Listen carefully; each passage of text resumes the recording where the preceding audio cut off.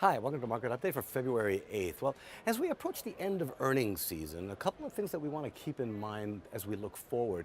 One is the fact that earnings season in and of itself was nowhere near as important as the forecasts, as I keep saying, that are coming out of these corporate leaders. Remember, this next year is supposed to be a breakout year for earnings, and the proof is going to be in the pudding. So if we don't see these numbers delivering the first or second quarter of the year, let's pay attention to how the market reacts. Now, the other observation I think that's very important to make is the fact that this is usually, as I have pointed out, a very, very weak time for the stock market.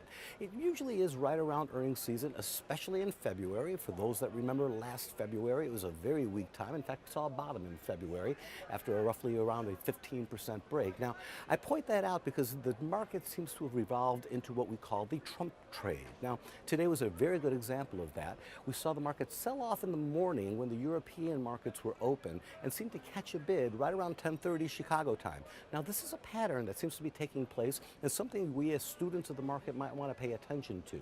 If indeed there is any liquidation taking place, it seems to be coming from overseas, and then of course the U.S. markets and the U.S. portfolio managers find those bargains and bring the market back. Now, the other thing that we also want to pay attention to are the leaders in the market.